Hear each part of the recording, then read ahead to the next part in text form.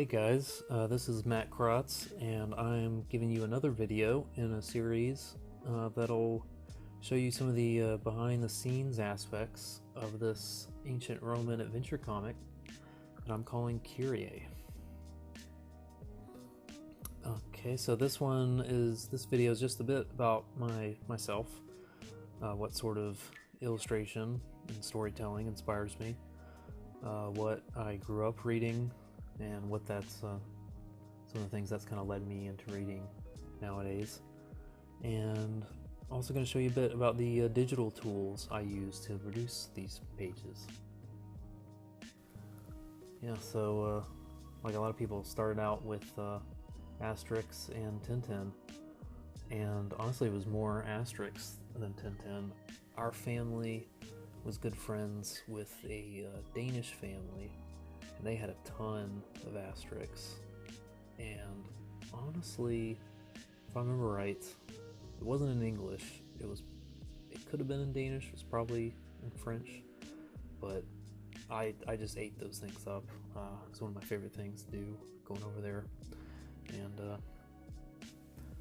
one of the things I really enjoy, something they kind of perfected, was kind of an emphasis on storytelling with hands. Put a lot of detail in hands. I just love those big meaty hands on kind of noodle arms and noodle legs. I can't get enough of that. Honestly, I don't feel like I really draw quite like that. But not exactly like this, but it does influence. You'll kind of see that. And also, they have these like just clean, seemingly effortless variable width strokes that also often kind of, you can see them kind of finding and losing, just kind of ending before they met up with other strokes. I do that a lot. Honestly, that was more of an influence as I started KYRIE, and as I'm going along, I've been kind of closing the gap more in the lean Claire kind of traditional approach, and maybe my strokes aren't as a variable width as they used to be. But in any event, KYRIE is a healthy mix of both these two influences. Here's a bit about some influences you may know less about, even if you are a fan of comics. So Blake and Mortimer here by Edgar P. Jacobs. Jacobs was an illustrator for Hergé, working for Hergé, making a lot of the, my understanding is a lot of the supporting artwork, a lot of backgrounds, a lot of the cars and other details, things that Hergé didn't want to get bogged down producing for Tintin. And I mean, his work's just simply beautiful. I actually enjoy it more than Tintin nowadays. You can see that variable width. He's got closed shapes, but he's got like a brush pen approach, and he's just like me. He was clearly a sucker for clothing. Spent a lot of time on that. I feel like he kind of tells us the shape and the story with the well-dressed figures in his panels, with their clothes, more than hands, and sometimes even than faces. But I just really get a kick out of them. They're still making them today, since the late 50s. They found illustrators that can kind of match his level with his style, and they're still great. They're still being translated into English, my understanding. So we're always a bit behind, but catching up. Speaking of things that are rarely translated into English, this is the Blue Coats. It's another French comic, I believe, or it might be Belgian. It's by Raoul Cauvin, and making this since the 70s, so you can kind of see that you know, nice hands on noodle arms, expressive feet on noodle legs kind of approach he has here. But I don't hear enough about Copain. In fact, I don't hear anything. I just kind of happened across him a couple years ago, and I've been just devouring his work. I think he's made, I think they have like something over close to 60 issues of Blue Coats, and only a couple have been put to have been translated. But you know, I don't care. I've been buying English so far, but I think I'm gonna have to switch over into buying it in Le Français, because it's just brilliant. The shapes are simpler but equally effective, so it doesn't get fussy the way Asterix sometimes did, though Asterix did it in a beautiful way, obviously. And so this is my, honestly, my favorite example of mixed lean clear for today. This is on the right here, Garen Ewing's Rainbow Orchid, and down here the Secret of the Samurai. He doesn't have as much work. Partly Rainbow Orchid took, I think, over 10 years to complete. My understanding is it was a bit of a long-term passion project for him. But I mean, man, I found him maybe 5 years ago or so, and I'd never seen a style quite like this. It's not quite lean clear, but it kind of is. I feel like I learned how to draw cloth from Garen. I learned how to appreciate comics, not just there's been a lot of comics over the years that have taught me to appreciate the storytelling aspects of it, but you know, what you can really do with comics, which is really anything. But it was Garen that really taught me how to tell the sort of stories that I'm obsessed with. Just high action, adventure, globe-trotting, artifact finding, ancient history uncovering, just solid adventure. Can't recommend Rainbow Orchid enough. If you haven't checked it out, it's a sure buy. So going into more kind of secondary stuff for me, Etherington Brothers, found out about them a couple years ago too, and I've been really obsessing over their penmanship. I think most of this is Lorenzo's. Let's see his signature. Anyway, I've been trying to, especially with the covers that I've been making for the issues of KYRIE, but in general, just how I try to compose panels. I'm trying to learn a lot from how they always have a dynamic, iconic compositions. Just beautiful emphasis of weight and form. It's always dynamic. It's always the penmanship is always emphasizing motion, emphasizing action. It's just rough. It's gritty. It's fluid when it wants to be. It's muddy in the best sense of that when it wants to be. It's like they've got a pen for every kind of stroke, and I just can't get enough of the Etherington Brothers. Joe Flood, huge fan of his. Been looking at him a lot too. He's got that kind of where he's kind of carves into the shape with those variable line weights. Loses and finds the edge a lot, which I really appreciate, and not afraid to just kind of jump in and kind of blotch in where he wants shadows to be, just kind of chip it away from his shapes. And I don't do this so much with I don't do it with the pen. I try to do it with color. So you may have already noticed. Show you a bit of my own stuff afterwards to compare, but overall I consider him an influence. Joe Flood. And the incomparable Chris Schweitzer, he's really a hero for me, frankly. I mean, look at this penmanship. Look at this line work. It's just I mean, where else do you find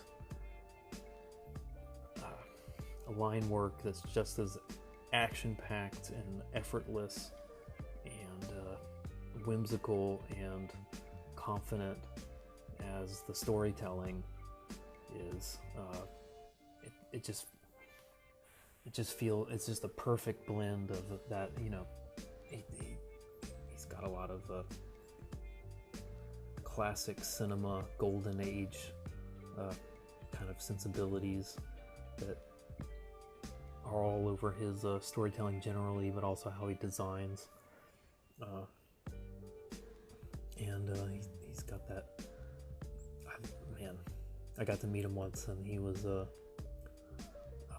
he drew me something. I got to watch him kind of chisel out a form and kind of blotch in those shadows, and it's just beautiful. It's as effortless, clearly, for him as it looks.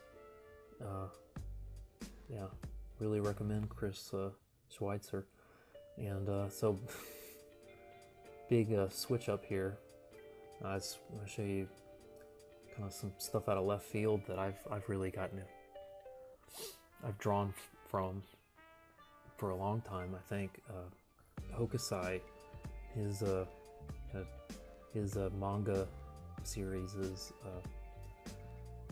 I mean, who couldn't like this? Like, it just has such a fresh, fun, playful kind of way of implying anatomy without having to go into too much detail, perhaps because he didn't know it too well, but he certainly knew weight and shape and how to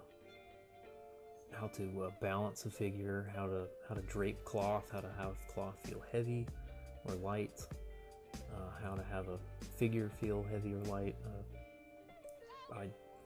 I've learned a lot, honestly, about cloth and drapery from Hokusai, and also got a lot out of kind of more detailed manga that you see from the 80s. I was watching this documentary about Miyazaki, and they were talking about his before he had really gotten started, how he had been really inspired by this kind of movement in manga in the 70s into the 80s called I believe it's pronounced genchutsu manga. So it's more, which just means I'm told just means more detailed. So you've got these overall shapes that are clearly blocked in. You really get a sense of the form, flow of movement. They could have gone with they could have told that in a much simpler approach, but they went in there and they hatched the heck out of it, and it's just simply gorgeous and stunning. You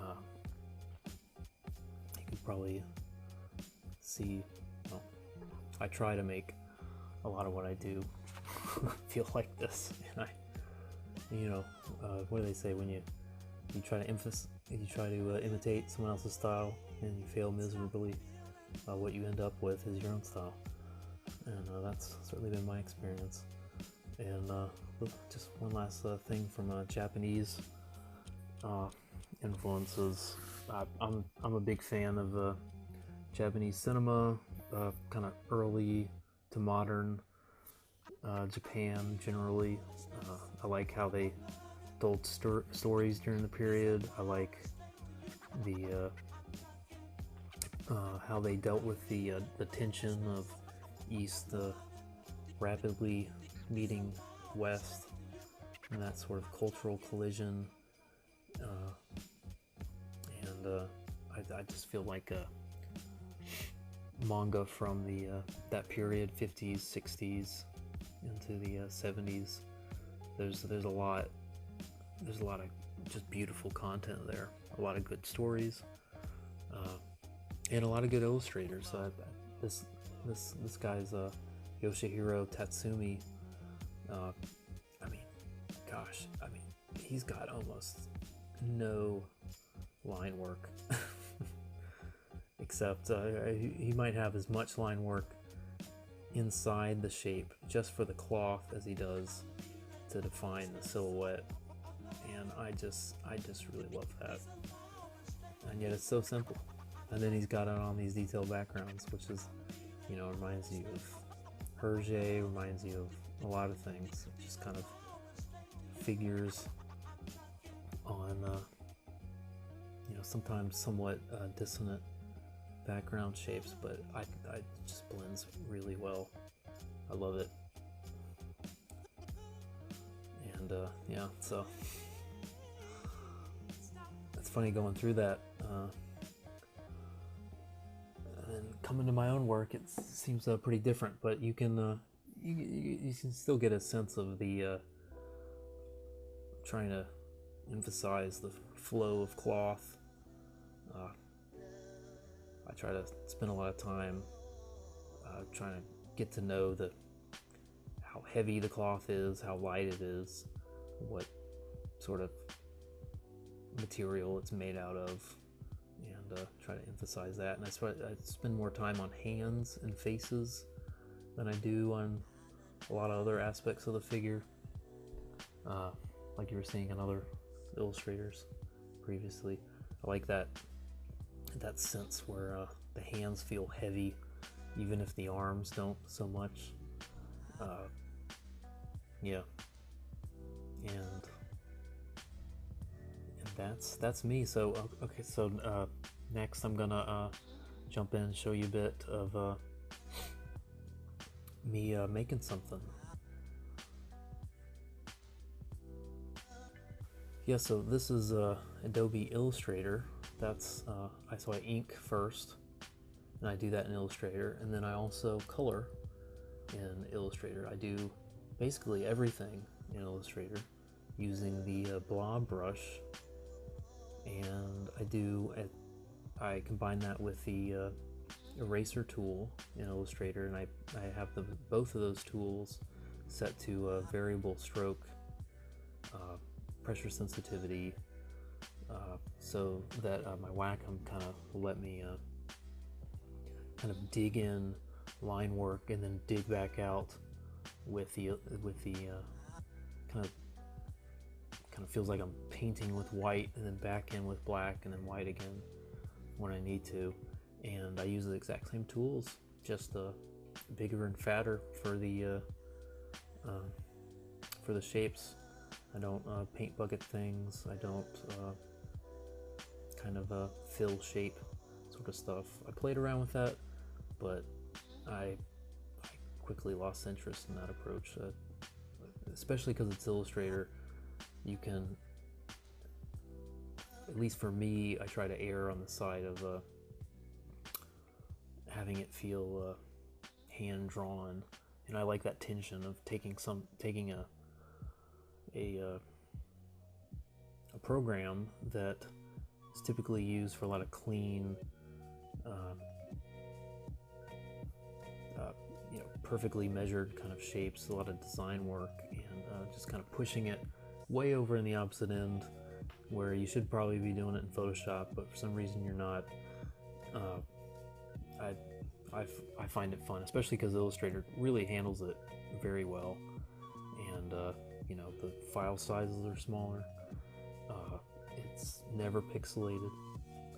If I want some texture, I can bring that in Photoshop. I usually do, at least for KYRIE I do. Want some kind of warm underlighting or something on skin or something like that, I can go in and do that, but for the most part I try to keep it all in Illustrator. And really that was kind of born out of a need to keep things efficient. It's kind of a technique I kind of learned over the years with my day jobs as an illustrator to kind of get stuff done fast, get it, have it feel fresh, but still easily printable, basically, and scalable as well. Copy and pastable, all that kind of stuff. And Illustrator for me is just a better way to do it than even Photoshop. Yeah, so that's it. So I hope you enjoyed this. I had a lot of fun kind of looking back and seeing where these influences are coming from. I always enjoy it when other illustrators do this sort of thing, kind of peel back the veneer and show you what they're kind of consuming, what's par for the course in their own readings, and how that kind of plays into what they like to draw and what sort of stories they like to tell. So I hope you enjoyed this as well. By all means, follow KYRIE Comic at KYRIEcomic.com. It updates Mondays and Fridays. Got options for social media for you. I try to post on all three, and I tend to post slightly different things on all three. So it's worth checking out, see what you prefer, depending on how many updates you want to see. I tend to put the least on Facebook and the most on Twitter. So yeah, so that's KYRIE. Really hope you enjoyed this video, and I hope you enjoy the comic. By all means, contact me, let me know what you think of it, and talk to you soon. Later.